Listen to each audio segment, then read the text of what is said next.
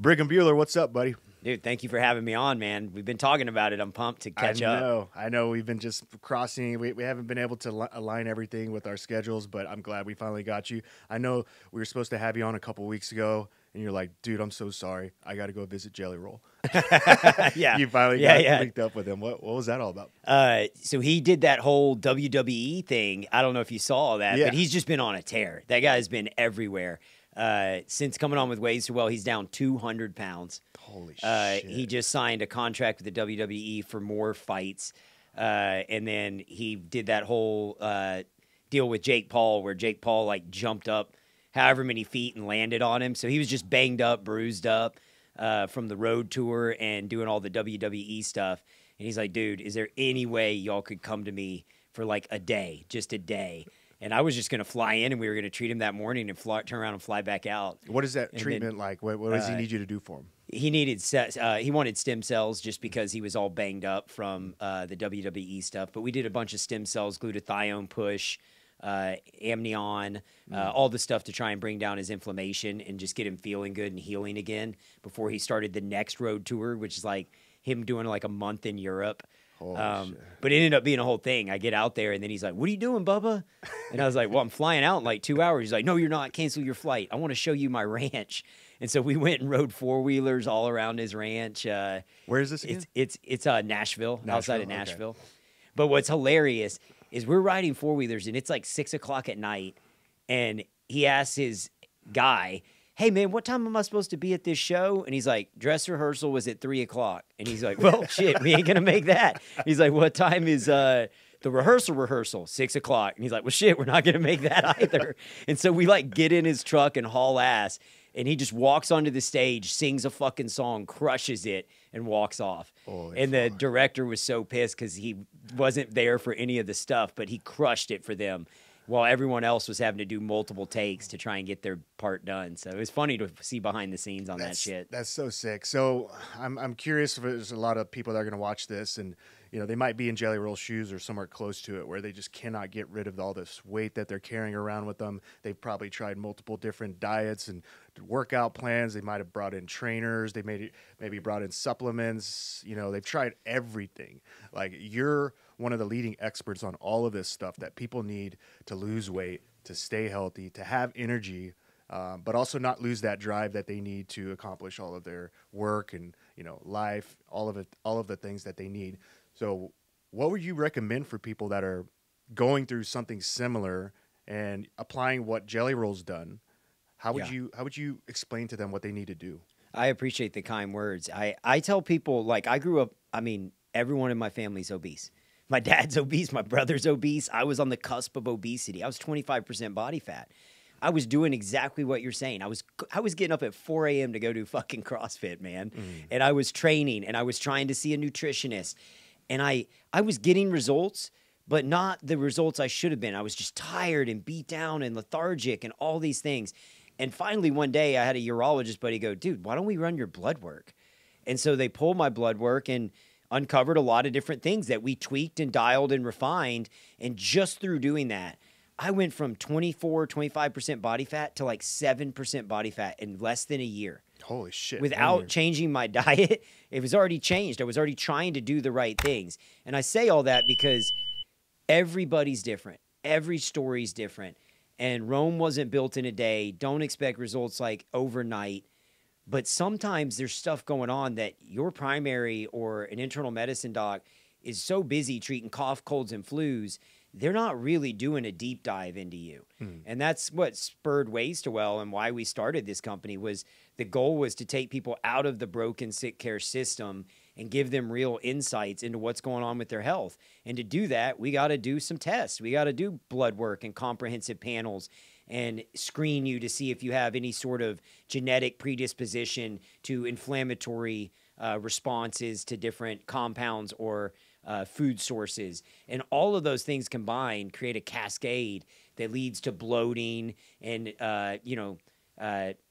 GI issues and feeling lethargic and tired and burned out that then leads to obesity. Like, I mean, it's a chronic issue in America. I don't even remember what percentage of Americans are obese now, but I know 1 in 5 kids are now considered obese. Jeez. I mean, so it's not just the narrative we've been told is Americans are fat and lazy. And we do have to take some accountability. Like, if you're not doing anything and you're not working out and you're eating cheeseburgers every day, don't be surprised if you wake up one day in a body that you don't recognize. 100%. I mean, that's just where you're headed. But if you're doing all the right things and you're not getting where you want to go, I would dig a little deeper and take the time to find a cash pay clinic in your area that can assess you at the biological level and run your biomarkers and your blood work. And so many people think their primary care is doing that, and they're not. Your primary care may run a basic lipid panel to look at your cholesterol. Rarely will they even pull testosterone, but if they do, they're not pulling a robust enough panel to be able to get a deep dive into what's causing the hormonal issues. What specifically did you change in that year where you lost all of that body fat? So this is funny that the urologist who I'd known, he's like, I don't know if you're fat because you have low testosterone or if you have low testosterone because you're fat. But what I can tell you is you're definitely fat with low testosterone. Oh and I'm like, God. Thanks, dude. That's so funny. Yeah. And he's like, but the good news is if we fix this, I think the weight's going to fall off. And so we started with HCG because I was still in my 30s. And so HCG is a fertility drug used in men and women. But when administered, HCG will upkick your natural testosterone levels. And so if you wanted to stay like all natural in theory and you're in your 30s and you're still thinking about having kids or whatever, HCG is a great start because it's going to upregulate your natural testosterone production and hopefully kickstart everything and get you where you need to be within an optimal range.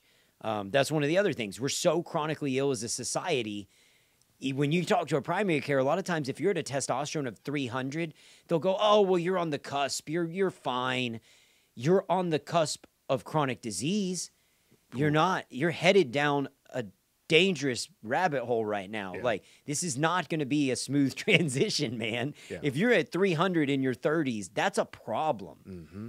Because 300 is on the low end, and that's of the patient demographic of 18 to 70 years old, right? The average male right now in their 20s has a testosterone level lower than their grandfather had. Ooh.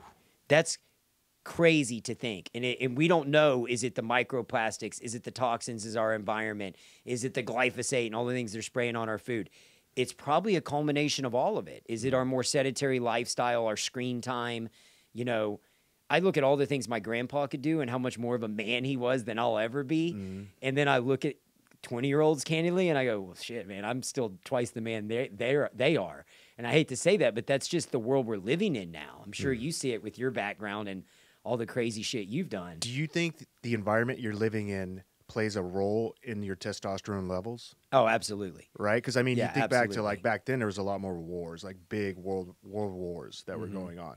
And I wonder if that plays an effect into, you know, like a person's, what do you call it, biomakeup or physiology or whatever's going on within their body. What do you think about that? I do think there's a physiological response to stimuli, right? And so same thing. If we work out, you're going to raise your testosterone. If you eat more meat, you're going to raise your testosterone. And a lot of people go, well, I want to do it all natural. I'm just going to work out and I'm going to eat a lot of meat. And you can. But what they're not telling you, what the doctor, that primary care who doesn't understand this is not telling you, is you're going to raise your testosterone by like 30%. You're not going to raise it by 200 or 300%. So you can do all the right things and change your environment and you'll go from 200 to 260. Right. Or 300 to 390. Yeah, and those numbers right there, for people that aren't aware, that's a scale of 0 to 1,000. Correct, yeah. Okay, so testosterone is measured on a scale of 0 to 1,000. And just like Brigham was saying, about 5 years ago, I noticed that, same thing, I had a job that was very demanding of my time and energy and focus, and I had nothing to offer. I was overweight. I think back then I was like closing in on 240, right? 5'8", 240. So this is post-military. I kind of went through that freshman, what do they call it, freshman 15 or whatever. It was just awful. I just gained a bunch of weight. I was getting depressed and trying to find my way. And then I got on testosterone. And then they did the initial blood screening, and they said, yeah, you're like hovering around like a 330. And I was like, is that good? I don't know what that is. What's 330? And so they explained, well, it's within the limits, but it's very low. Right. So then I started doing a little research on my own. I was like, holy fuck, I should be around 800, 8 to 900 at my age. And so I got on that, and I mean, everything fucking changed. I got all of my drive back. I got, like, started losing weight. It was like, it wasn't like taking steroids. And I think that's a common misconception out there in the public, is that, you know, oh, testosterone, you're just taking roids. It's not roids. Like, testosterone is something your body naturally produces. And just like Brigham was saying, if you're, you know, depending on your environment or depending on your diet or, you know, whatever, you know, variables you have going on in your life, your testosterone can be really low, and it has a huge effect on your personality, on your temperament, on your, you know, like the aging longevity of your body. So I don't mean there's a cascade effect. No, once it gets below 300, you're headed towards an array of issues. And this is all science proven time and time again. Like, these are facts. You're going to begin to lose bone mineral density as you age. You're going to begin to lose lean muscle mass as you age. You're going to begin to put on visceral fat and subcutaneous fat. All of that starts in your late 30s and early 40s. And we now know it starts because of the cascade effect of the decline of hormones. So what happens if we can optimize your hormones and keep your hormones back to the level they were in your 20s, all the way into your 30s, 40s, 50s, 60s, 70s, and 80s? We're going to prevent the loss of bone mineral density. The number one risk factor for somebody over the age of 60, one of the top risk factors, not number one of the top risk factors for somebody over the age of 65 is a fracture. And if you fracture a hip, you are at your chances of survival are you have a 30% chance of passing away within a year if you fracture a hip over the age of 65. Holy and it shit. is a huge risk factor for somebody who falls with low bone mineral density. Same thing with women. And a lot of what happened in the 90s created this dogma that led Americans to think, oh my God, I don't want to be on testosterone. That's steroids, like what you're saying. Or women scared because of the Women's Health Initiative. And to this day, women are still scared of hormone optimization. I'm talking estrogen and testosterone. That's a crucial hormone for women. Women don't realize they have more testosterone in their body than they do estrogen. Whoa. It's just not nearly as much as a man has. And so as their testosterone declines, they begin to lose bone mineral density. They begin to put on body fat. They begin to struggle to stay lean. And same thing with their estrogen. Men are terrified of their estrogen levels. And we have to educate men. Estrogen's not bad when it's within a physiological norm. Like, you need estrogen. Estrogen protects your skin, your organs, your heart, all of your soft tissue. Like, it is a insulative, protective hormone, and we want that in our body, again, within physiological norms. Right. The difference between hormone optimization and a bodybuilder is they're literally taking 10 times the dosage of physiological normal hormone levels. And that's where you begin to see all the issues and the risk of heart attack and stroke and all these different things. And that's all correlative to, like, blood pressure and the strain they're putting on their hearts. When you're within normal physiological levels, none of that happens. The acne, the risk of gynecomastia, all of that is not there. Yeah. So a lot of people are scared because they just don't understand the physiology of it. So back to your story on how you lost weight. So you started with HCG. Did you do anything else, or was that it? Yeah, in the early days, it was literally HCG. And I think at the time, just in case, because when you are a higher body fat percentage, you do have a higher likelihood of aromatization. That it just means your body's could up the estrogen levels or convert the testosterone into estrogen. The higher your body fat is, the higher the risk of that is. So without getting like too into the weeds, it's good to have something on hand if you are obese and begin testosterone therapy, just to make sure that we're hedging against that. Right. But then as the body fat came off, I didn't need any of those. I didn't need any of the anti-estrogens, and we wanted to keep my estrogen level within physiological norms. And it got to a point where I just came down to the HCG until I was in my mid-40s when I started supplementing testosterone. So it was just all basically about your testosterone and estrogen in your body. 100%. So you kept your workouts the same, your diet the same. It 100%. was literally just the hormone levels. Yeah, and everyone's in like, your what body. are you doing? Oh, Yeah. my God. And it was like I was already seeing a nutritionist. I was already doing the work. And so I say all that because so many people fall in, and I've argued with Joe or with Rogan about this, like, not everyone has the discipline of a Joe, right? Not everyone has the discipline of David Goggins and Cam Hanes and these guys that are just regimented, disciplined people. And people find themselves in the pit of despair. Like that's where I was. I mean, I'm in such a hole at 25% body fat. I didn't know if I could dig out. And you meet a guy like Jelly Roll who's literally 500 pounds and going, I don't know if I can dig out of this. And the answer is you can. You absolutely can. It's just one step at a time. It's not about being perfect. It's not about trying to be David Goggins and go run an ultra marathon. It's just about putting one foot in front of the other, trying to get a sweat in a few days a week. Don't overdo it. Clean up your diet. Let's get your hormones in line, and the weight will come off.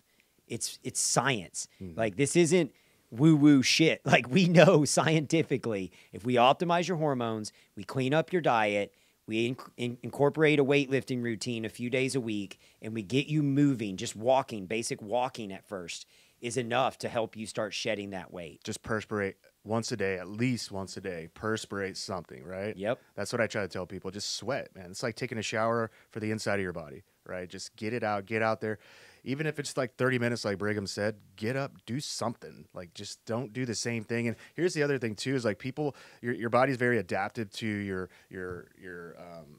schedule. So if you're doing the same thing over and over, you're doing the same workouts, you're doing, like, if I go to the gym, and Mondays I'm doing bench press, Tuesdays I'm doing squats, Wednesdays I'm doing, whatever, deadlift. It's like my body will adapt to my workout schedule, and it'll learn the exact minimum amount of energy it needs to expend in order to accomplish that specific workout. So yeah, I'm working out, but every time I do it, my body's getting more and more used to it, and it's using less and less energy to make that happen.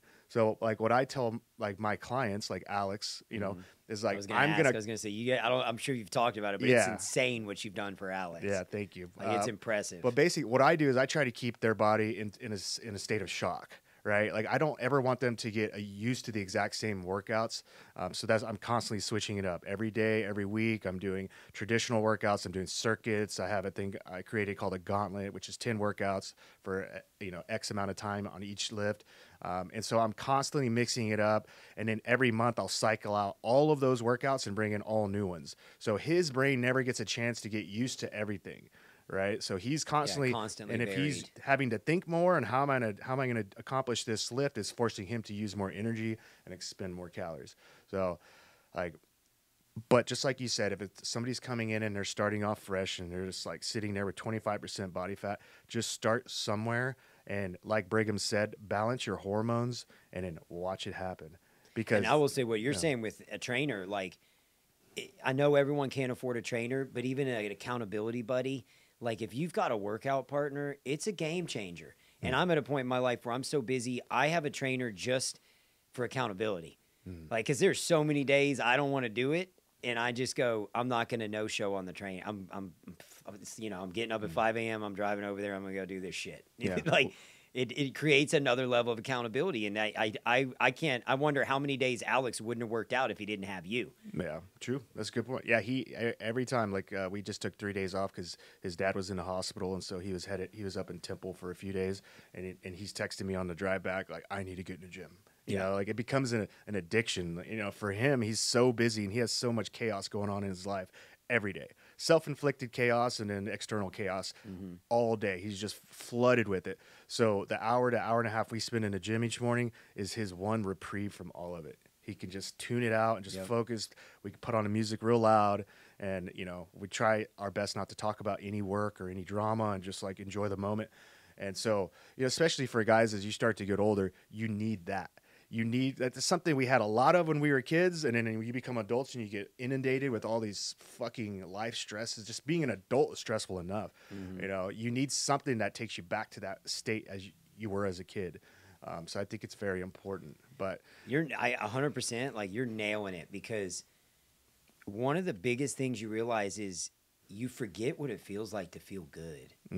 Like, that's the biggest thing that I get from patients is they come back and go, I forgot what it felt like to feel good, to, like, wake up and not feel like shit. I literally was just thinking, this is my life now. And it's always diet, exercise, like getting your diet on point, working out, staying in motion. And then we're just a small part trying to help with the hormones, trying to help with the longevity capacity of your regimen and the recovery capacity of it. But you get people feeling good and it becomes an addiction. And then I'm at that stage now where if I don't train for a couple days, I'm going stir crazy. Yeah. And before, jump back 10 years ago, I would drive to the gym and go, fuck, I don't want to do this every time. Every time. And even now, if I do feel that way, I leave going, hell yeah. I'm so glad I did that. You know how you're going to feel when you leave. Yeah, for sure. So. Yeah, man. It's awesome. I mean, I love what you're doing. I want you to talk a little bit about Ways to Well. I know you've talked about it a lot on Rogan's podcast, but, for our viewers, if they haven't heard that, like, go ahead and fill them in. Like, talk about how you streamlined the process of getting from point A to point B. Yeah, the goal is to help you achieve all the things we're talking about. Like, my goal was to live a healthy, happy lifespan. Like, I want to live to be in my 90s, but not decrepit and crippled. Nobody wants that. And so many people go, well, I don't want to live to be 90. You would if you could be healthy. Like, you're going to want memories with your friends and your family and your loved ones. And that, to me, is the value of health. Like, it's creating memories. It's putting your body in a position to feel good and be able to go live your best life and go on those vacations and take those trips and do those adventures. And to do that, you got to start getting proactive and predictive. So the main gist of what we built at Ways to Well was I realized being a drug rep, being a med device rep, and then also owning pharmacies and labs that attempted to work with primary cares that are in the insurance model, is those doctors don't really have a choice. They could want to take a test on you all day or pull a test. They are limited by the insurance carrier. And so the problem with that is they're not looking into a lot of the chronic diseases that are going to creep up and blindside you. I can't tell you how many times I've had people go, my doctor said everything's good, and then I'm doing pretty well for my age. And I go, are you on any meds? Yeah, I'm on these 5 medicines. Why are you on a medicine if everything's good? Ooh. Like, why does he have you on cholesterol meds and blood pressure meds and if everything's good? Everything's fine here. Everything's fine. And so, and then people go, well, what's different about you guys if you're doing... The difference is we're replacing building blocks that are innately in your body. So I just explained this. I actually had the opportunity to grab lunch with RFK while he was in town. And he was here in Austin? Yeah, he was here for, we got the bill passed at the Texas Capitol to take Coca-Cola and Pepsi and all these soft drinks, Twinkies, snacks off of food stamps. Oh, wow. We were literally subsidizing diabetes and obesity in America. That's a huge win. Feeding children all this crap. It's crazy. And so that plus mandatory PE at school, all the way through high school, you've got to have mandatory PE and mandatory nutrition guidance. And you will not be allowed to be a clinician in the state of Texas without nutritional training. I heard a rumor. Did they call you racist on the Senate floor over this whole candy soda thing? They tried to play the race card. So what they did is they had African-American minority congressmen and congresswomen try to say, where are you from? Are you even from Texas? And start saying, well, you didn't grow up in our communities. You didn't grow up. And it's like, you don't know where I grew up. I actually grew up in a foster family with 5 foster kids, and a lot of those foster kids were minorities. Like, I know that what these things are doing to our world. Like, I've witnessed it. And a lot of those kids, before they ever had a chance at life, were already obese. And I tried to explain to the congresswoman in the middle of me telling her, this is a crazy story. I'm literally physiologically explaining why a soft drink is not... I get it. I drank a Coke as a kid. We were allowed to have 1 Coke a day in the summer if we were outside playing. And even that was like a lot back then. Now kids will drink 3 or 4 Cokes in a day. And what people don't understand is the difference between you being healthy or losing a fucking foot is literally a tablespoon of sugar in your blood at a time. Whoa. That's it. 1 tablespoon. Do you know how many teaspoons are in a 1 Coke? Fuck, I don't know. And all those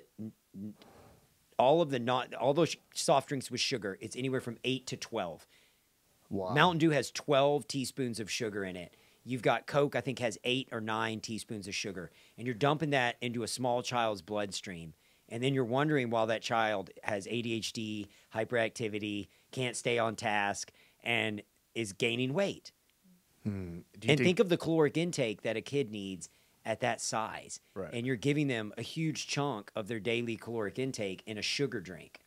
Wow. That spikes their insulin, that causes inflammation, all of these things. And so while I'm in the middle of saying that, the woman holds up her Coke in the microphone and goes, wow, and starts drinking this Coke.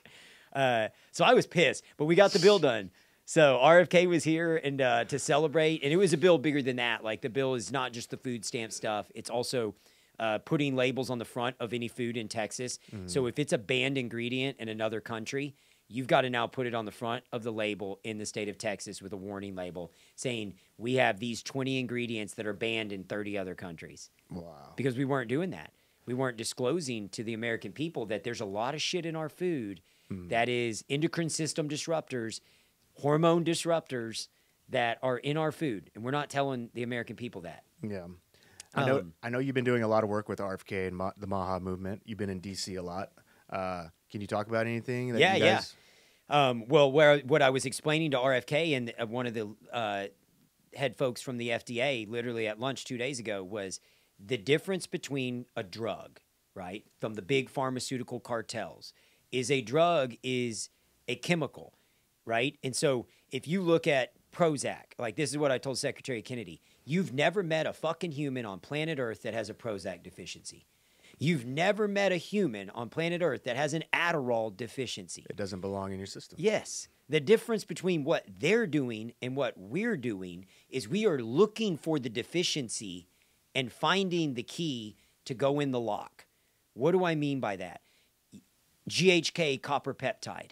As we age, there is a precipitous decline in that peptide in our body. In our teens, it's 10 times what it is in our 40s. Whoa. Why is that important?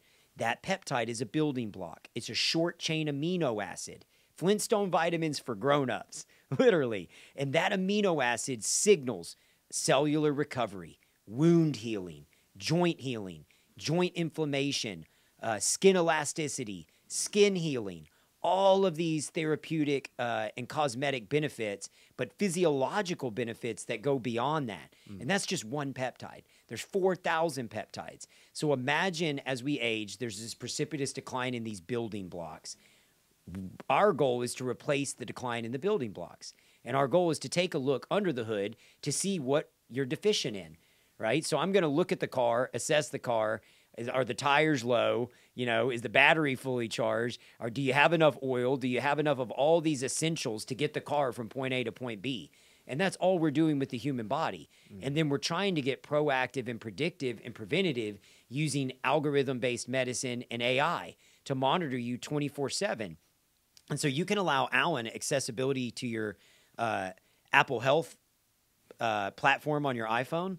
And our app, the Wastewell app with our chatbot Alan, will literally in real time monitor all of your Apple Health diagnostics, your REM sleep, your deep sleep, your heart rate variability, your blood pressure if you're wearing a Whoop.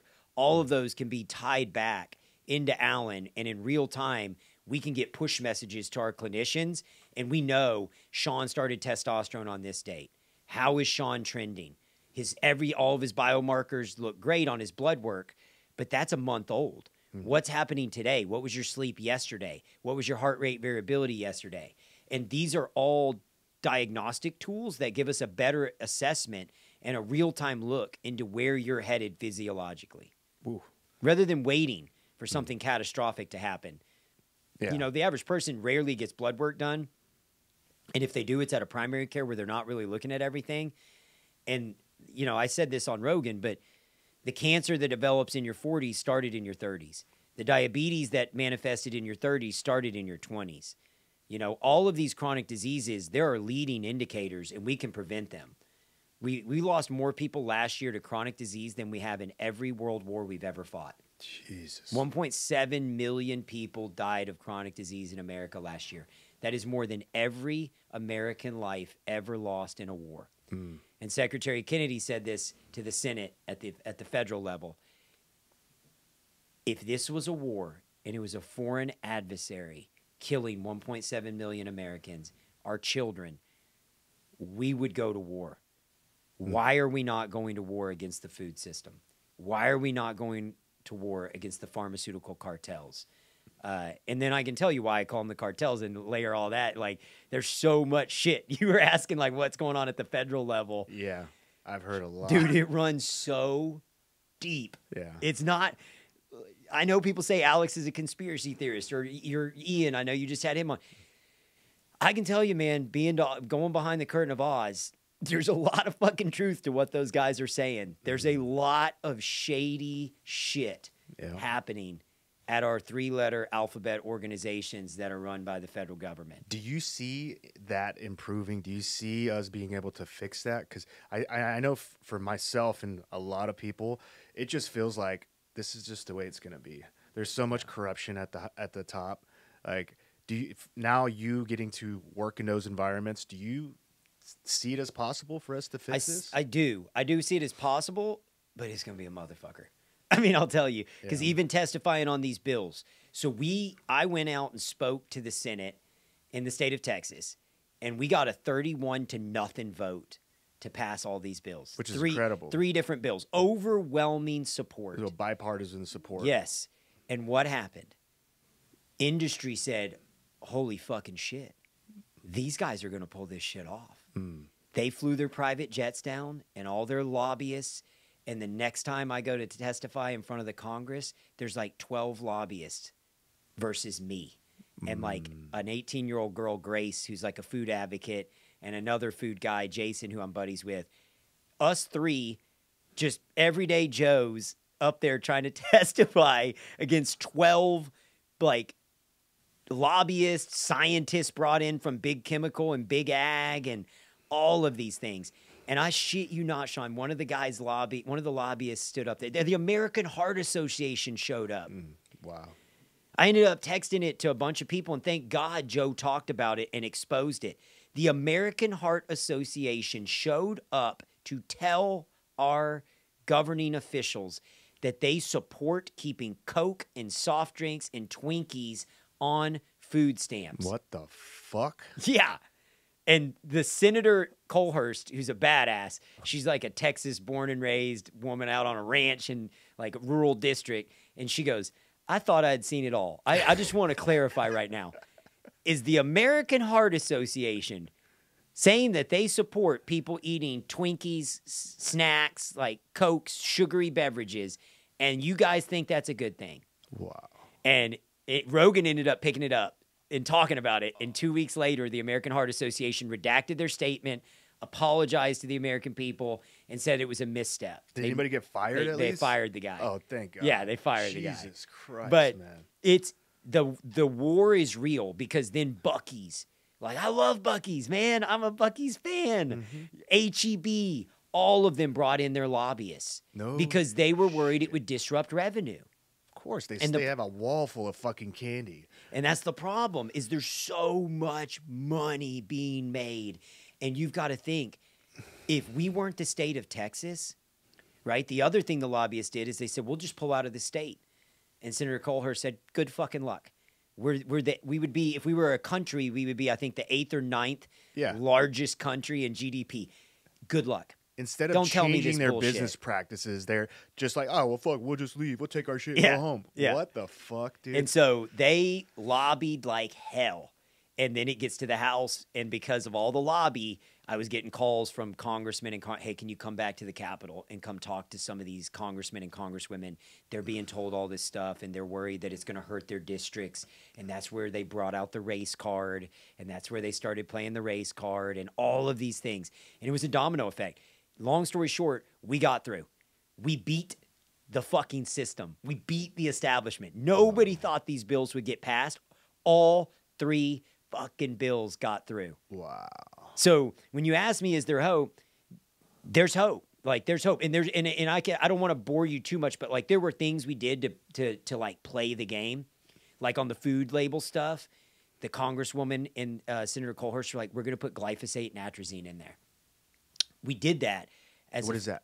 As a smokescreen. Glyphosate and atrazine aren't a food product, but they're a agricultural chemical used to help protect food from bugs and animals. They're pesticides. Okay. But those are very dangerous, and they're banned in other nations. It's what's in Roundup. And Roundup's known to cause birth defects.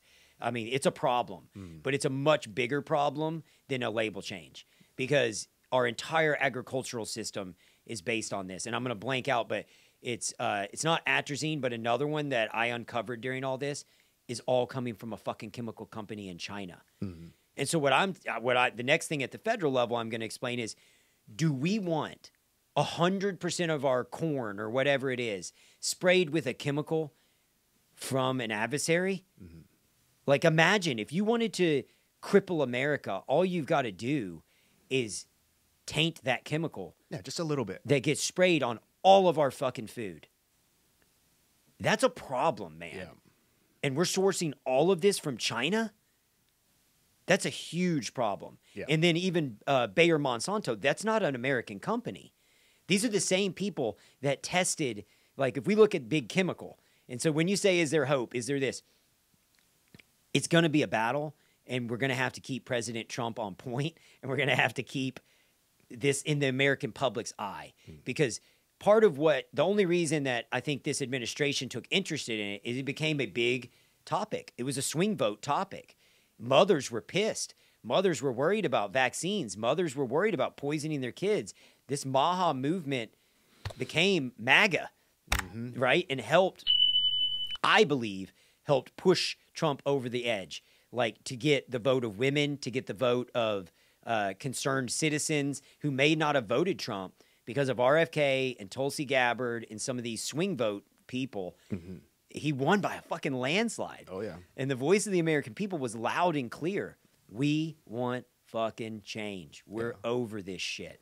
And so you tell me where you want me to go, because there's the whole big chemical component, but then there's a crucial component with the FDA and the NIH, and all of it's intertwined. It's all so fucking intertwined, man. It's a bag of shit over there right now. And Yeah. I can just imagine what RFK is going through. I heard he fired the CDC director and she's refusing to leave. Is that still, or has she left yet? Yeah, I don't know where that's at on that front. I do know he fired her, and I did hear she's hired an attorney. But if you look at, okay, so what we did at the state level coincides with what's going on at the federal level. Okay, so what happens is we get all these bills passed at the state level, and we were able to get it through. Now all those lobbyists are running to the feds and going, hold on now, this is way too much, and we've gotten it passed in 3 states. We've got these bills now submitted to Louisiana. I think Arizona passed it. Now all the states are domino by domino, bop, bop, bop, bop. Now what happens? Industry has to either come to the carpet and negotiate with the federal government from a position of weakness, which has never happened in 100 fucking years, right? And so when you said, is there hope? There's hope, man, but this runs so much deeper, because then I got a call when I was in Europe from a source that said, I want you to know they're trying to subvert RFK at the FDA. And I go, what are you talking about? They said they're going to fucking ban peptides. And I'm like, what? And they're like, they're going to ban peptides through a court document. I text Bobby Kennedy. Nobody had told him at the FDA that they were doing this. And so... Who's they? The legacy employees of the FDA. Sorry, let me clarify. Okay. So there's old regime at the FDA, old regime at the NIH. Legacy, the NIH was... Fauci was there 30-something, 40 years. I don't even know how long. That whole fucking team is a bunch of Fauci people. Okay, the NIH, there is a memo at the NIH. This is legit the truth. A fucking memo going around the NIH from legacy NIH employees telling other employees how to be insubordinate against Donald Trump and RFK and this new administration. How they're going to collude and conspire to subvert the will of the American people, to ignore our vote, and to drag things on, delay, and deny progress. What the fuck? That same shit's happening at the FDA, and I busted it. I fucking busted it. And I texted RFK's team, and I'm not kidding, hand to God, like 5 minutes later, I get a phone call, and it's RFK. And he's like, what's going on? And I said, they're attempting to pass through a court document a ban on all peptides. And he's like, no, I haven't heard any. And I'm like, I'm telling you. And he's like, give me 10 minutes. And so when we talk about change, when we talk about courage, when we talk about people standing up for what they believe in, Tulsi Gabbard's doing it. And then you go to Bobby Kennedy, and it's like, look, I believed in what he had to say, but did I think he would do it? I didn't know. I had to hope. I had to hope that the guy would be a man of his word. I can tell you, dude, I'm not a politician. I don't give a shit. I'd be the first to come on here and shit on the guy if he wasn't. Yeah. He's a man of his word. He's doing it. We went from fucking 50 peptides potentially getting banned in the United States to now 53 peptides are under FDA review. And at my lunch the other day, they said, we are not going to take the rights away from American people to decide what is best for their body with preventative treatments like peptides. We're going to put the power back in the hands of the clinicians, back in the hands of the preventative wellness practices, back in the hands of the compounding pharmacies, and back in the hands of the American people. This is not a decision for the FDA to make. This is a decision for the American people to make for themselves. Damn, good And job, I'm like, brother. we have never had that shit. Because if it was the old administration, it would have been status quo. And I'm sorry, again, I'm not even political. I'm really not. I got drug into all this stuff trying to fight for the corruption against Big Pharma and what I'm seeing. Well, everything happens for a reason. Yeah. You were the guy they needed at the right time. And I mean, just catching that one thing. Yeah. Right? Like that's incredible. You're doing great work over there. Like, It's nuts. and he needs people like that right now. Like, Yeah. I mean, imagine how much is on his plate. It is, and that's what I try to. People are like, well, isn't he the secretary? I'm like, guys, he's playing whack-a-mole. Like Trump's playing whack-a-mole. Look at all the shit Trump's dealing with, man. Yeah. This is crazy. Yeah. There's a lot of shit going on and a lot of fuckery. Like a lot of fuckery. And two, the other thing I've learned that's so eye-opening, it's not that the politicians are bad. It's that they are co-opted by industry and manipulated by industry and incentivized by industry, which means they give industry a platform. And by giving industry a platform, it skews their view. And by skewing their view, it skews their vote. And what we've got to do is have somebody with enough balls to go in there and talk to these people and expose it. Yeah. And that's where podcasts and platforms like this, I think a huge part of this movement, whether we're talking any facet of what's going on in politics, is being impacted by podcasts and free media. Like, you can't hide this shit with CNN anymore.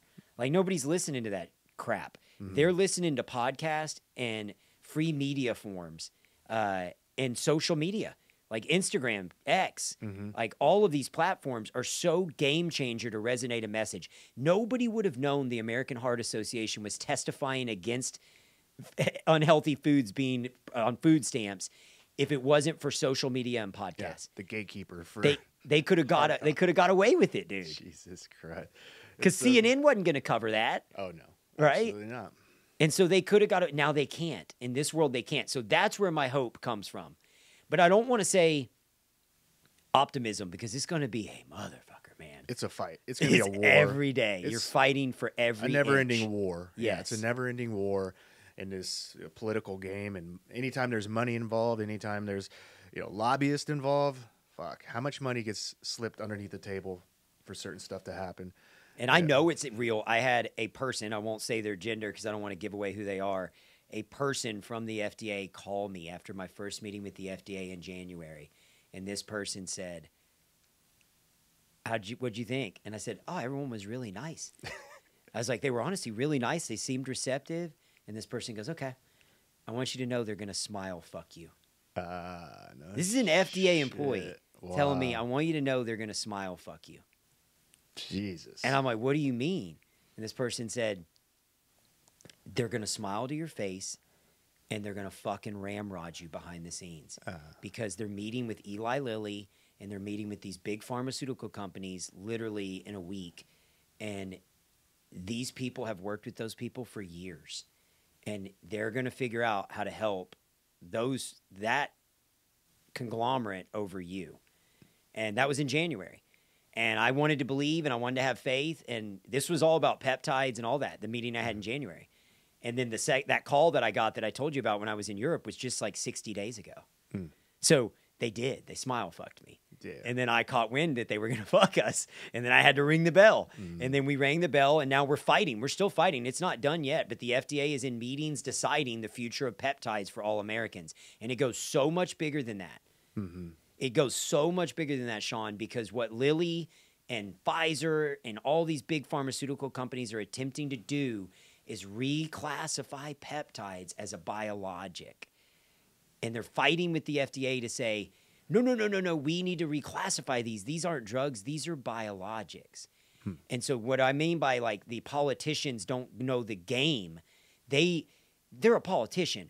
They don't know every rule and reg and what's going on in the industry and why this is a groundbreaking precedent and why. So I have to go in and go, okay, you understand if they claim it as a biologic, the reason they want to do that is you can't compound a biologic. They're taking something we've compounded for 50 years and they're trying to say it's dangerous now and we need to reclassify it as a biologic. What does that do? It does two things. It shuts down compounders like myself's ability to make the medication, the treatment, the peptide. But the second thing it does that's even sneakier is it gives them a 10-year patent, a 10-year monopoly on something that was considered a drug 5 months ago that now you want to reclassify. Whoa. And they already did it. They already did it with one drug, HCG, which you and I were just talking about. HCG, the drug that helped me save my hormonal health, the fucking FDA, under the pressure of a lobby, reclassified it as a hormone. And that was like 5 years ago. Now, we still compound it in a gray area. And we have had to argue with the FDA in states. And we have said, we will sue you. If you try to make us stop making this, we'll sue you and we'll fight it out in federal court. We're not going to stop making HCG. It's essential to fertility for mothers and fathers who are trying to have children. They can't afford $1,200 a month for HCG. We can compound it, literally mailed to your doorstep for $100. Like, go fuck yourself. Yeah. We're going to keep making it. And so what they're trying to do is they just did it with the thyroid medicine. It just came out. I don't know if you saw that. All went viral. Marty Makary, the head of the FDA, came out. And let me be clear. Dr. Makary is brand new at the FDA. It's not the new folks. It's the old regime running these offenses, just like the memo at the NIH. Here are the things we're going to do to basically be insubordinate, slow progress, stifle progress, and fight the new administration. Jesus. So they're basically just waiting until they're back in office. They're going to try and stall, delay, deny, and fuck it all up. Yeah. All while millions of people are dying. While we're fitting the bill. Every day. While we're the ones getting punished. And then you go even deeper in that, like, you know, people say, well, to be fair, Big Pharma did innovate these drugs, and we innovate the drugs for the world.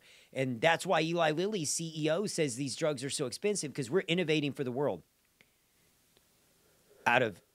Here's another crazy number for you. Since 2010, there's been 205 blockbuster drugs. What are considered blockbuster, multi-billion-dollar drugs.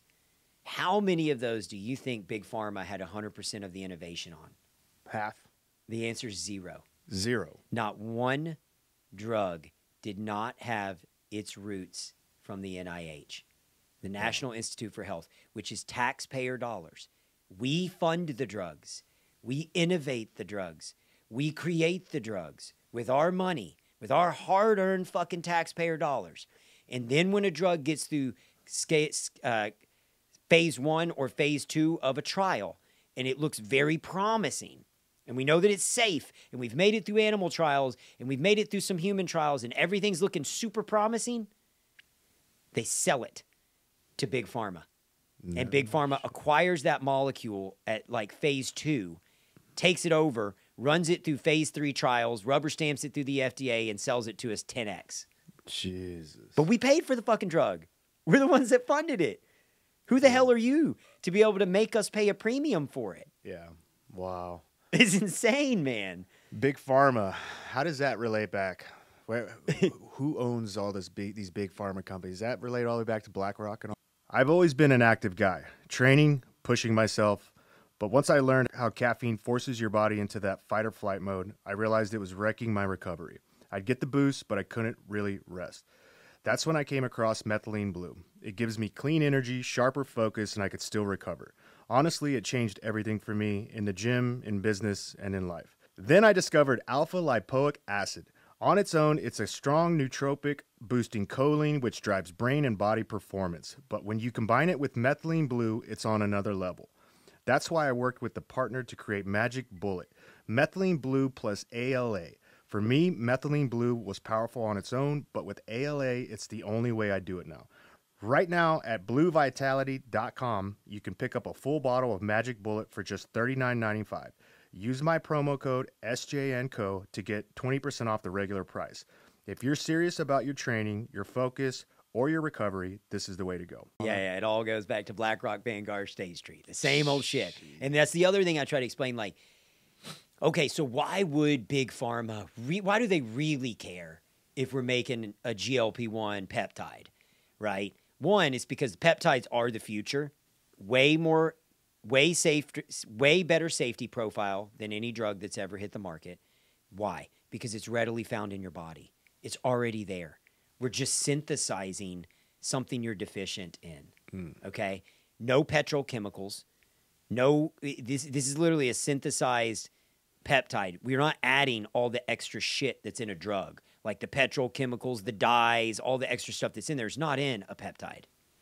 So safer, effective, found naturally in your body, less risk of side effects, less risk of lawsuits.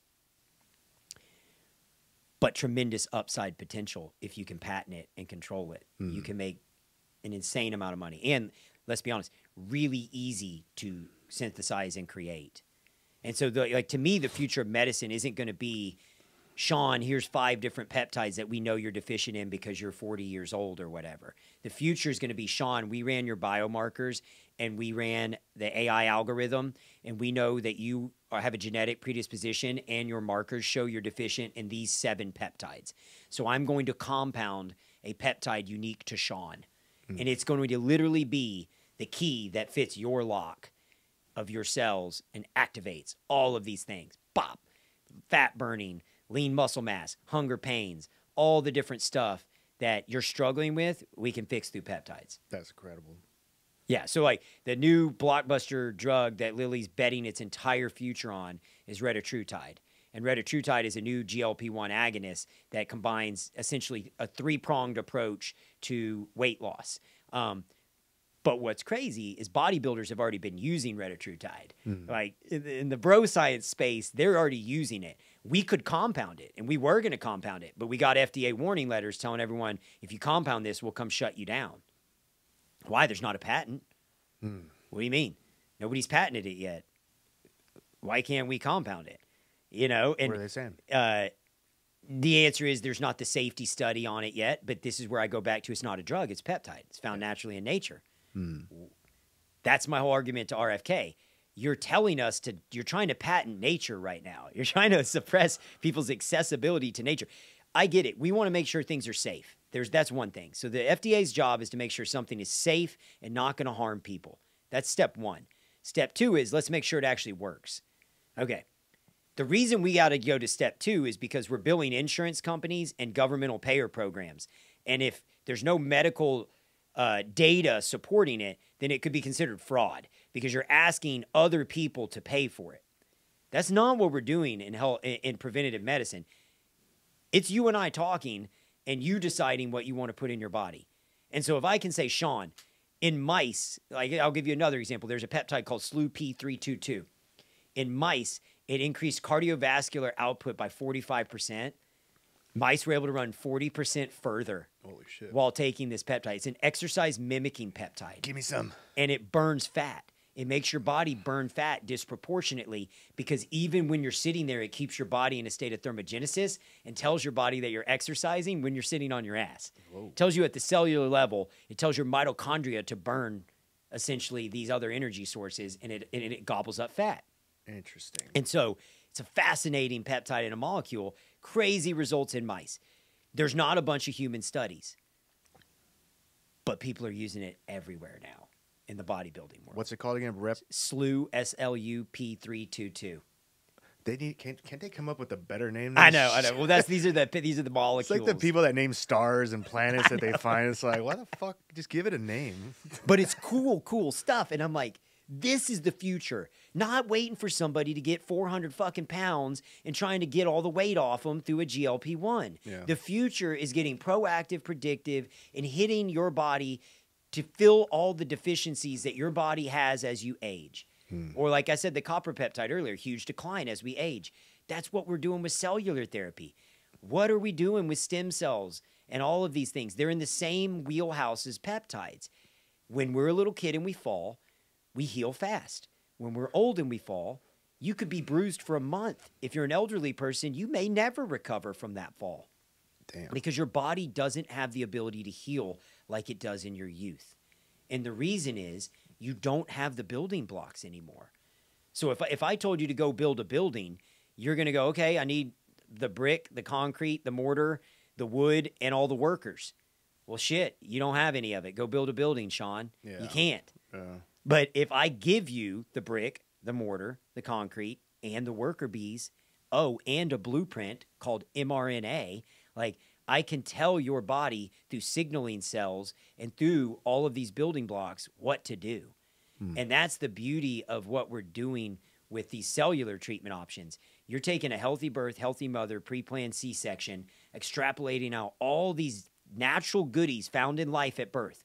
All of the stuff, like people don't understand that the mother is keeping a baby alive during pregnancy, but the baby's also keeping the mother alive. Whoa. That's why the mom has glowing skin. Her risk of heart attack and stroke and all of these major chronic things are at an all-time low during pregnancy. Because that crazy. baby's literally pumping all of its cellular goodies back into the mother's bloodstream, which is causing a physiological response in the woman that it's heterochronic parabiosis, what they're doing at Harvard, where they take a young mouse and an old mouse, they suture them together. The young mouse gets older. The old mouse gets younger. Whoa. And so all we're doing is taking all that and then putting it back in your body. And for a 6 to 8 week time frame, you're going to heal. You just did it. We'll see how you feel in 6 weeks. Yeah. But we put those cells in your body, and all we're doing is giving your body the building blocks and the signals. And when your tired, weary cells show up, your 40-something-year-old cells show up, these young, vibrant baby cells are going to transfer their mitochondria into your cells, refueling your battery packs, and temporarily making your cells young again. But they go beyond that. They also signal your cells to say, you're young again. You're a young cell. Go do young cell shit. Like, that's just literally how it works. That's awesome. And this isn't me telling you. This is everything I'm telling you. I was taught by Dr. Ian White, who was just nominated as the leading scientist in longevity. He just won the award like last week. But he's a 22-year Harvard guy at researching stem cells at the bench. Sorry. So like a brilliant, brilliant guy. Yeah. And Ian he's White. been my mentor on all of this stuff. And he's our chief science officer at Ways to Well. So everything we're working on, everything we're trying to innovate, he's like my eyes, ears, and thought process on how we do it. Speaking of mitochondria, what do you think of methylene blue? It's interesting. I've taken it. We compound it because there was such a demand for it. But I personally still don't know. Like the jury's out because it is a bunch of petrochemical byproduct. That's like my big heartburn with it. But it does seem to have an impact on mitochondrial function. Yeah. And it definitely has an impact on, I don't know, have you taken it? I've been taking it for the last 3 weeks now. Yeah. And I've noticed. Cognitive? Yeah, Yeah. I feel my brain's, the wheels are spinning a little bit faster. It's not an overload. It's not like taking like an Adderall or amphetamine or whatever. But it gives you a little something extra that doesn't feel overbearing. Some people say it feels like they're plugged into the wall. I don't really feel that. Maybe that's just because I work out a lot and I eat healthy. So, for me, it's like I just feel normal. Whereas some people, if they don't do that kind of lifestyle, then maybe it does make them feel that. But the one thing I have noticed is like my inflammation, my bloating. On the weekend, I'll have a few beers. Typically, like I'll wake up and my eyes are like swollen bags, and I'm just like my gut's bloated, and it takes me like a day or two for that to all go back to normal. Not anymore. I don't have any hangovers. I don't have any bloating. Yeah. I don't have any inflammation. Even this morning, like, because I haven't seen Alex in like a few days, he's like, dude, your face looks skinnier. I'm like, I haven't been doing anything because of the funny. stem cell treatment. I haven't been working out because I'm letting this do its job. But I've noticed it. I mean, I feel great. I mean, Yeah.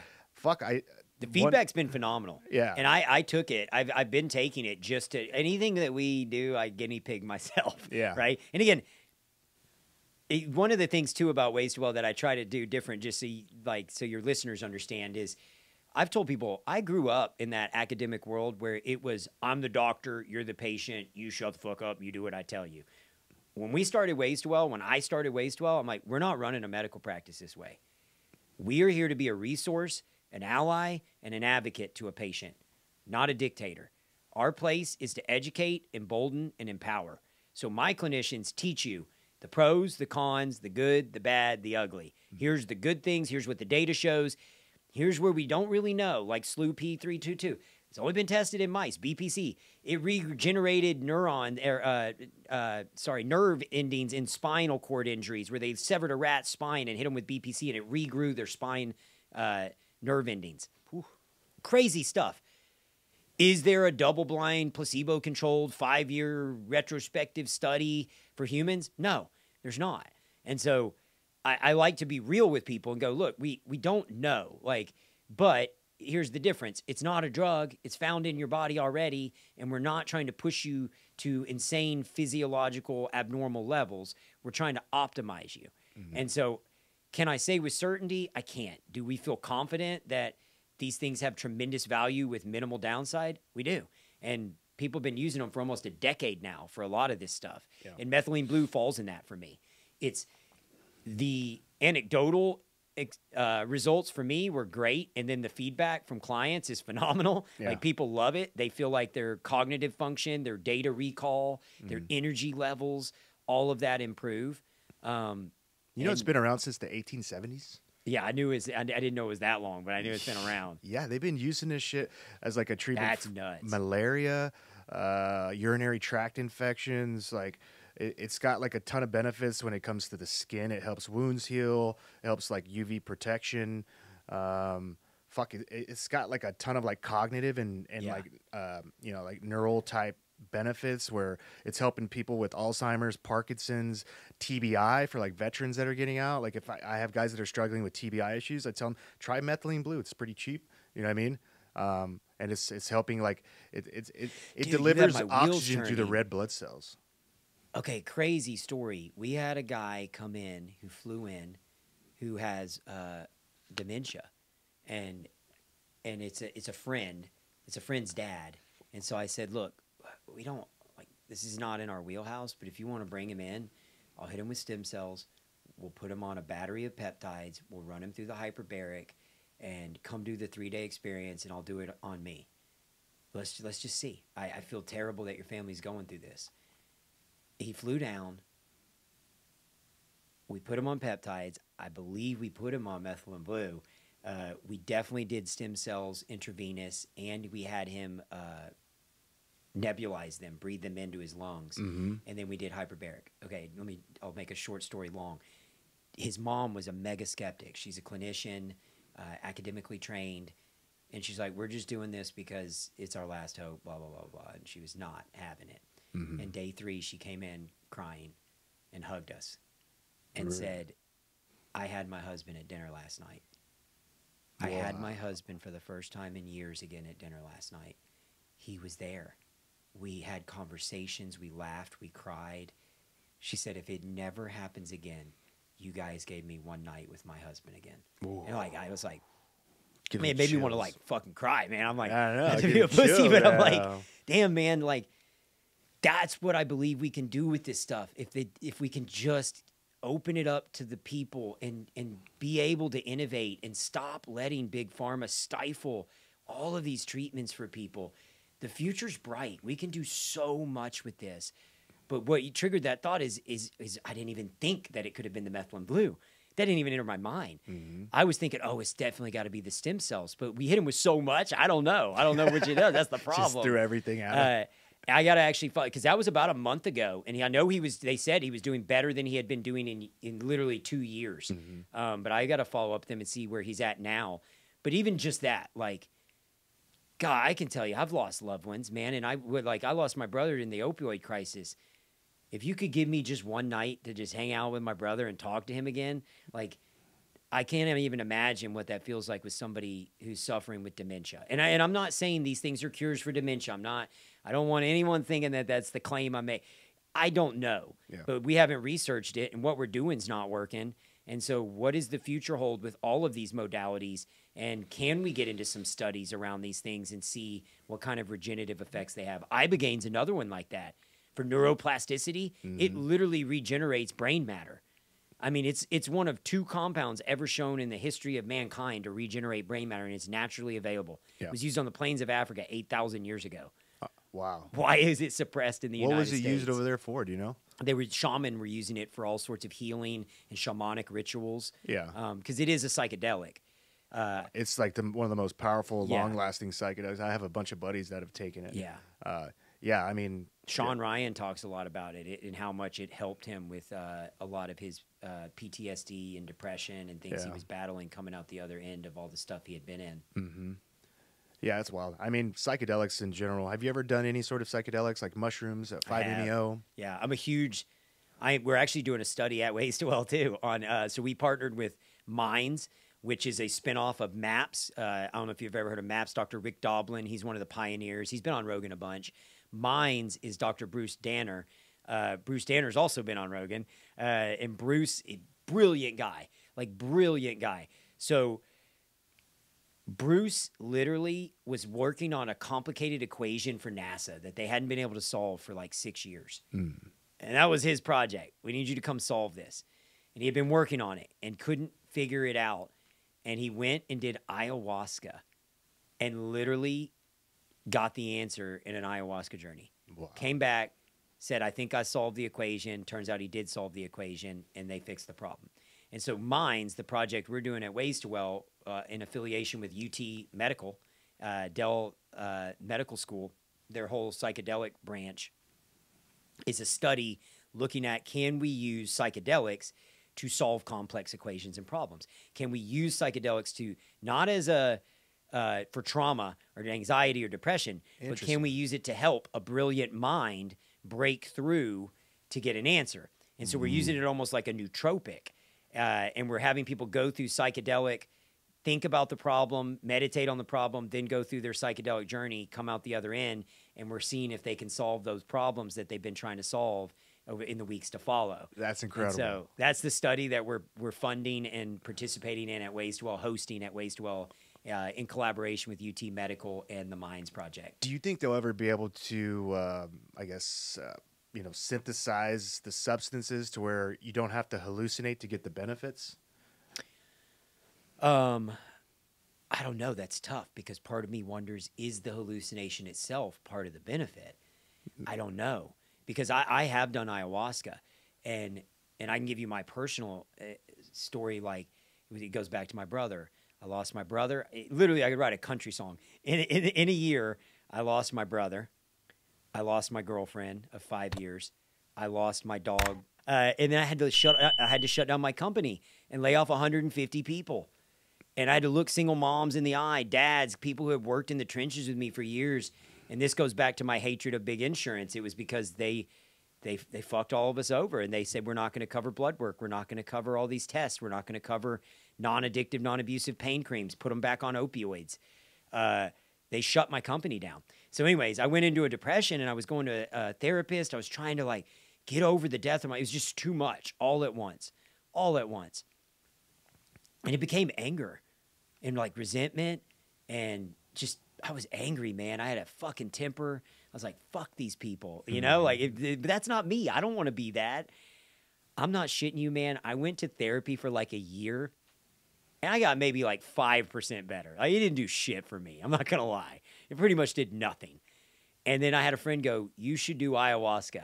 And at that point, I was so depressed, I said, fuck it, I'm going to go do ayahuasca. I'd never really done a psychedelic.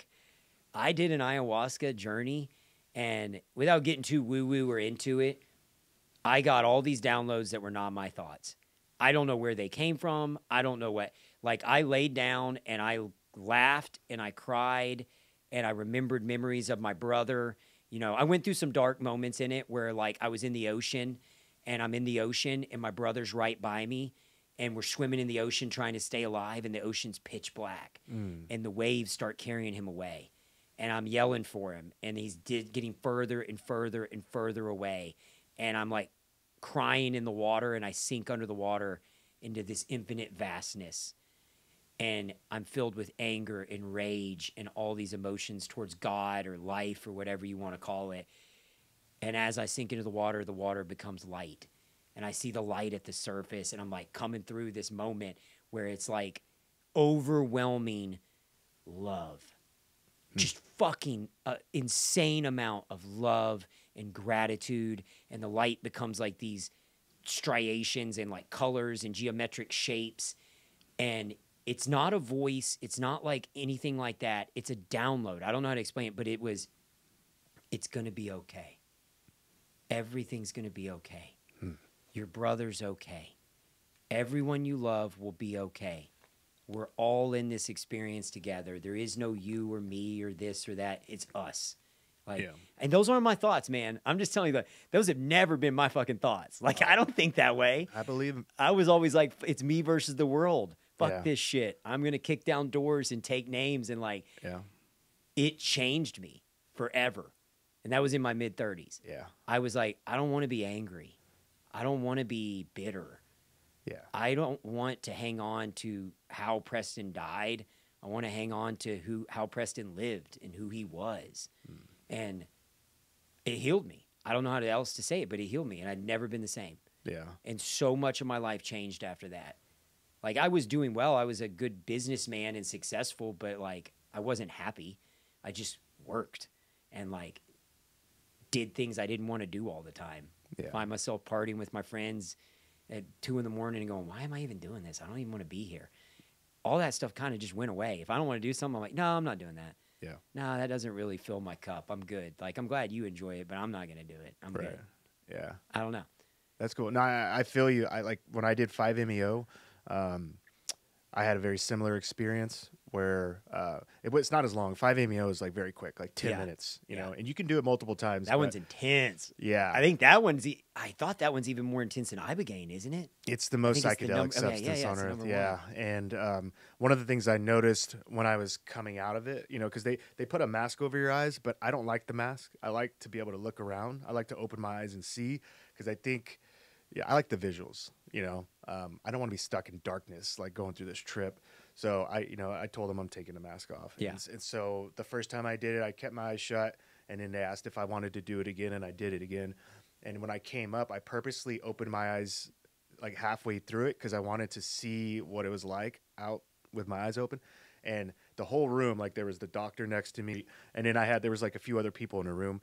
And so I opened my eyes and I looked around the room, and it was like every wall that separated us, our own personal walls that we had up, like were gone. And it was like I had a one-to-one, like telepathic connection to everybody in the room. And I could see all the way through them. There was no secrets. There was no, like past history that they're not proud of, or, like there was nothing. And I had nothing. It was just one-to-one. I could read their mind and they could read my mind. And I'd look at the next one and the next one, and it was all the same thing. And then it kind of just like dissipated and it went back to normal. And I was like, holy fuck. So when you said we're all connected and you were coming out of your experience, I felt that. Like we are all connected, but society and our own personal issues that we have going on in our heads, it puts up walls in between it, all of us.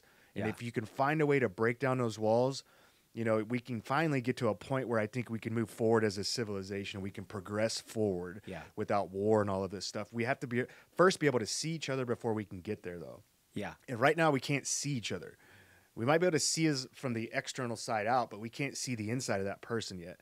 And they can't see the inside of you. How many times? Like I think once like AI starts to integrate and this Neuralink and stuff like that, and it starts to where we can read each other's minds, and we're close. Like there's already development on the edge where we're going to be able to communicate without using our voices very soon. Once we get to that point and I know what that person's thinking, I don't care what they look like. I don't care what they're wearing. I don't care what car they're driving or what hood they live in. If if I can tell what that person is feeling on the inside and thinking on the inside, then I feel safe.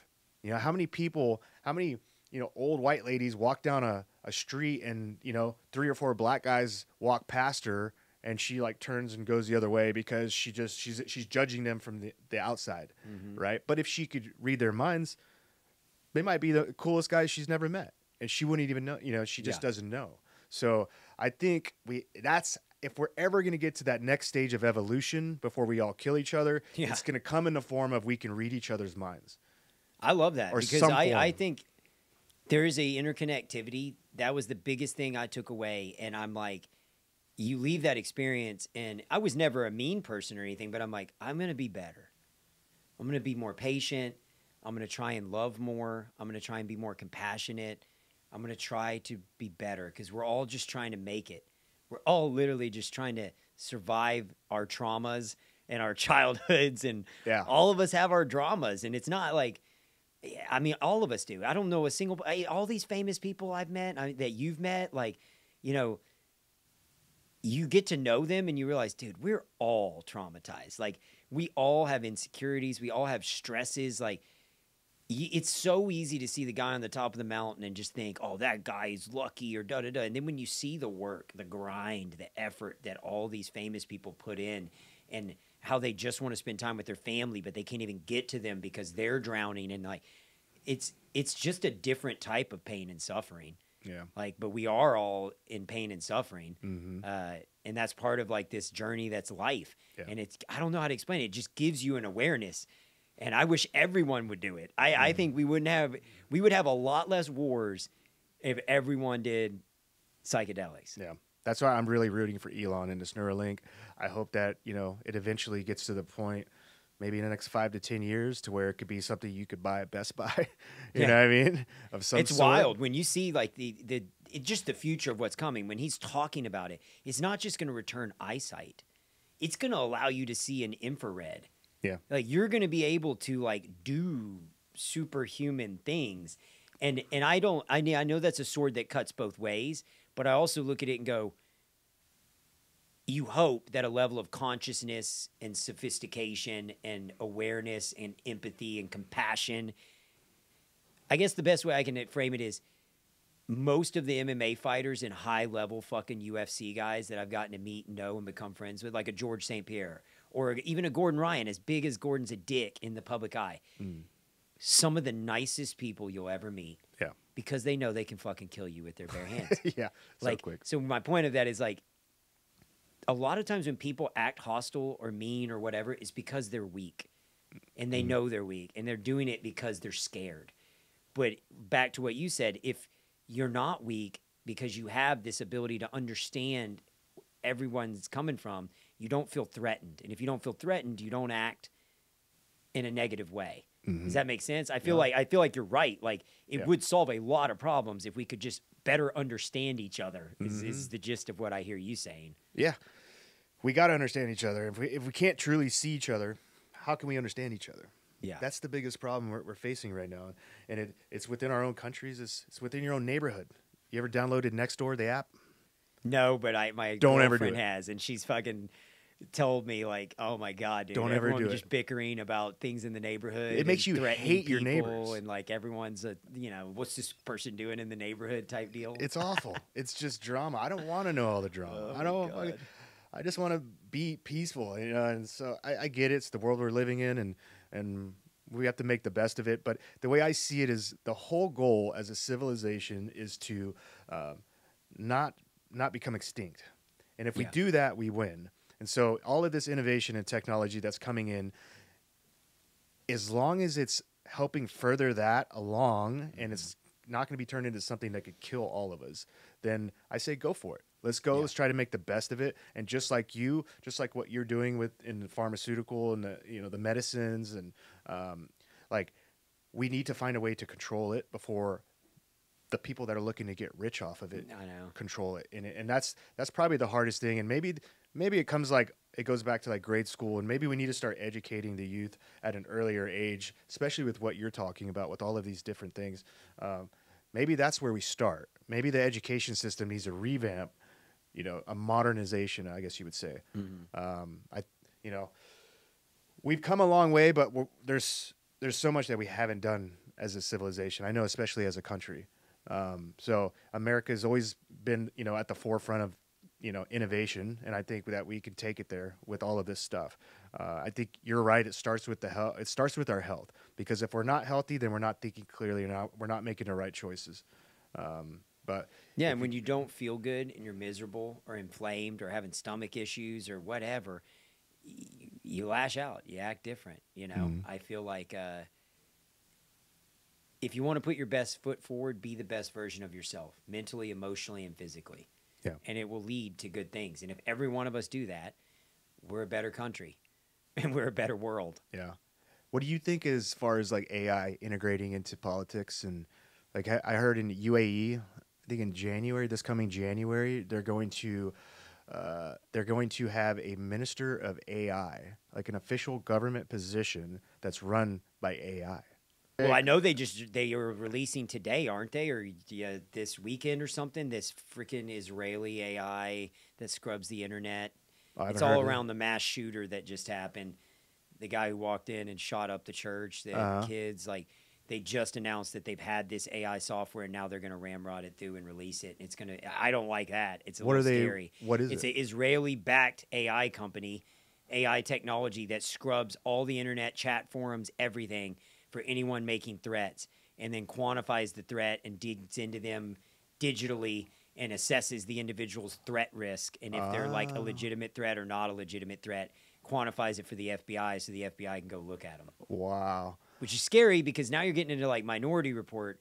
Yeah, not to get even too down the conspiratorial rabbit hole, but then I go, okay, you look at Graham Hancock and you look at a lot of these people who say, have we reached a level of civilization before? Or you look at, how vast the universe is. And the question is there life out there? What if you have to reach a level of consciousness prior to reaching a level of innovation? Because if you reach the level of innovation prior to the consciousness rising to the proper level, you destroy yourself. Mm-hmm. That may be why there's not so much intelligent life in the universe that we know of yet, because maybe we just always fuck it up.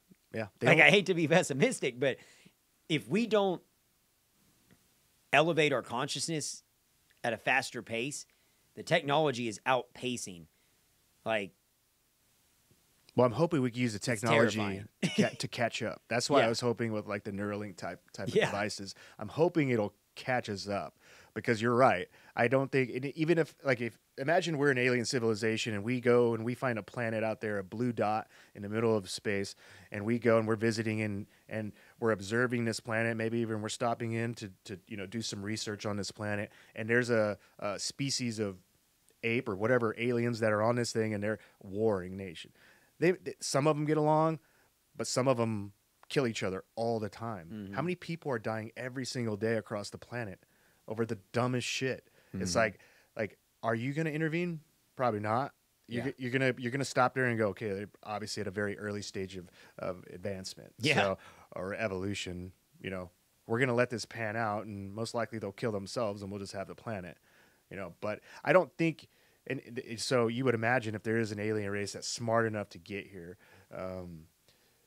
they most likely their evolution of sympathy within their consciousness is probably much higher than ours. Mm-hmm. And so people are like, well, if there's aliens, they would have already killed us already.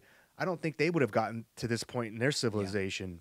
I agree. Where they could travel. Because in my mind, I look at it and go, everything we know today is based off a scarcity mindset. Limited amount of resources, unlimited amount of growth potential for humanity, and we're battling with other biologics to try and maximize our resources per capita. Yeah, that's our mindset, because we're always like a squirrel storing acorns. Got to get more acorns. Got to get more. I got to take that squirrel's acorns. True. But that's because we're in a scarcity, survival of the fittest mindset. If you really had the ability to traverse the cosmos, that means you have the ability and the immense amount of energy to create a big enough energy source to bend space and time. And then if you can bend space and time, then in theory, you have that abundance of energy, then resources become abundant. If you've solved that energy problem, then you've solved a lot of problems. You would have been able to solve agricultural food problem, whatever these problems are, mental health, all of them, in theory. you would have eliminated all those problems, and it would almost be a higher level of consciousness, you would hope, that would be able to achieve these things. And maybe it's if you view it a different way, maybe we can't reach a certain level of technological capability without our consciousness first reaching that level. Which goes back to what you're saying with like what Elon's working on. Like maybe that gives us the ability to unlock a certain level of consciousness that allows us to reach the next level. Yeah. I think you're spot on. I think that's a perfect one. I want to keep going. We could probably go for another 2 or 3 hours, but I got to get to work, and I know you got a busy schedule ahead of you too. You're heading out to the ranch. So go ahead and first off, thank you again for coming on. That was Thank awesome you for having conversation, so enlightening. Thank you for catching us up on all the latest stuff that's going on with our fucking medicine and our pharmaceuticals here. But go ahead and tell the viewers where they can find you, what you got going on next. Yeah, the company's Ways the number 2 Well, WELL, and I've got Rogan on Tuesday, so we'll go do that, and then I've got a big Fox News deal coming up where we're gonna try and blow the whistle on a bunch of shit that we discussed today. So, yes, awesome. Yeah. All right, cool. All right, Brigham, thank you so much. Thanks, Appreciate Sean. you, brother. Appreciate it. Are you not entertained? Are you not entertained? Is this not why you are here?